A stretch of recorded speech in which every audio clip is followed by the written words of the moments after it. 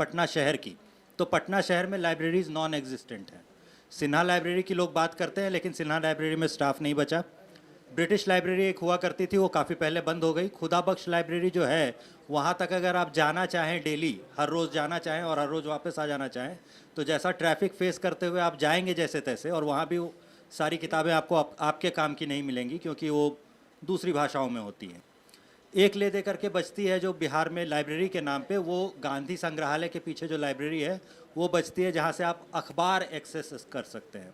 वो भी 90 के दशक के बाद का है। 90 के दशक से पहले का अखबार खोजना चाहेंगे अगर बिहार का, पटना का, तो वो भी सारा उपलब्ध नहीं है, एक आध उपलब्ध है, प्रदीप वगैरह उपलब्ध है। तो ये एक बड़ी दिक्कत होती है जो बिहार में लेखकों को मिलती है, जिसकी वजह से डॉक्यूमेंटेशन के अगर हम लोग लिख भी दें तो मेरे पास उसका कोई रेफरेंस नहीं है। कल को अगर कोई आकर के मेरे ऊपर मानहानि का मुकदमा ठोक देता है कि ऐसी घटना तो हुई ही नहीं थी, बताओ रेफरेंस कहाँ है, किसी अखबार में छपा था, अगर ऐसी घटना हुई होती तो मेरे पास बचाव का कोई तरीका नहीं होता। इसीलिए हम कोशिश करेंगे कि वैसी बात जो हुई भी थी और मज़ेदार कहानी थी लोगों के पढ़ने के लिए, तो हम हमेशा अवॉइड करेंगे कि मेरे पास रेफरेंस नहीं है तो हम ना लिखें। तो ऐसी और भी दिक्कतें होती होंगी एक लेखक के तौर पर, और ये सिर्फ मेरे लिए ही नहीं होगी, ये अजय सर के लिए भी होंगी, मृत्युंजय सर के लिए भी होंगी, आपके लिए तो सर हैं। तो ऐसी क्या क्या दिक्कतें आती हैं एक लाइब्रेरी के अलावा, और क्या क्या दिक्कतें आएंगी? तो सब अजय सर से पहले शुरू करें। हेलो, वाकई ये एक बहुत ही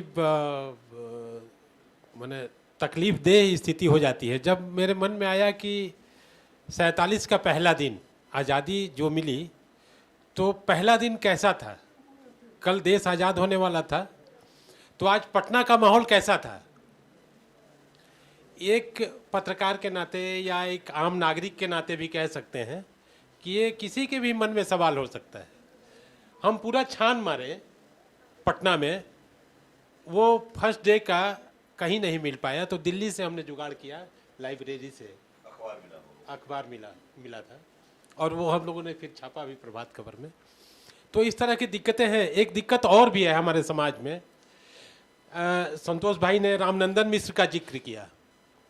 जब गांधी जी यहाँ आए चंपारण में, और फिर 2-3 बार आने के बाद खेड़ा उनको जाना पड़ा, तो रामनंदन जी की एक चिट्ठी भी है, और उस चिट्ठी में उन्होंने कहा कि बापू आप तो यहाँ से चले गए चंपारण से, लेकिन आपके साथ इस लड़ाई में जितने लोग थे सबने ज़मीन लूट ली। तो ये हमारे समाज का हिपोक्रेसी भी है, एक पाखंड जो कहीं ना कहीं अच्छी चीज़ों को रोकता है या बाधित करता है। यह हिपोक्रेसी ही थी जो रामनंदन मिश्र को प्रेरित करती है गांधी जी को चिट्ठी लिखने के लिए, और यह सूचना देने के लिए कि आपके साथ जो अंग्रेज़ों के खिलाफ लड़ने की बात कर रहे थे वो लोग व्यवहार में क्या कर रहे हैं। फिर इन्होंने एक संदर्भ दिया त्रिवेणी से संघ का। 36 के चुनाव के पूर्व पूरे देश में अगर आप उस हिस्ट्री में जाएंगे और देखेंगे तो गहमागहमी थी चुनाव की, और सभी लोगों की अपनी अपेक्षाएं होती है, आकांक्षा होती है, जैसा कि आज भी है। आज देखिए कि जातीय संगठन चुनाव आने के साथ ही पटना में रेला लगने लगता है तरह तरह की जातियों के बारे में, और वो सिर्फ हिस्सेदारी का सवाल होता है। यह हिस्सेदारी का सवाल 1936 के चुनाव में भी उठा था, और जब ये लोग गए टिकट मांगने तो उन लोगों ने कहा कि टिकट तुमको नहीं मिलेगा। क्यों नहीं मिलेगा? हाँ, क्यों नहीं मिलेगा? तो उसके बारे में भी उस समय के जो नीति निर्धारक लोग थे, उनके डायलॉग कहने की ज़रूरत नहीं है, ठीक नहीं है, लेकिन वो कहीं ना कहीं रेफरेंस में उस बुक में है। तो कहने का गरज ये है कि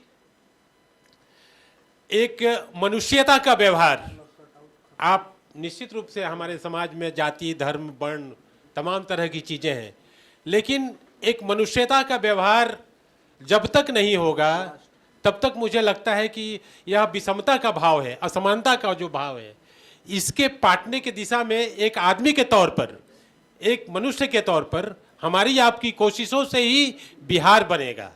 धन्यवाद जी। तो एक सवाल मृत्युंजय सर आपसे, कुछ जो किताबें पहले नहीं हुआ करती थी, अगर हम लोग 10 साल पहले की बात करें तो 10 साल पहले हम लोग के पास बिहार के बारे में अभी जो किताबें हैं ये सारी किताबें नहीं हुआ करती थी। सीधे जेपी टू बीजेपी से शुरू कर लीजिए, वो हो, फिर ब्रोकन प्रॉमिसेस तो अभी हाल में आई है।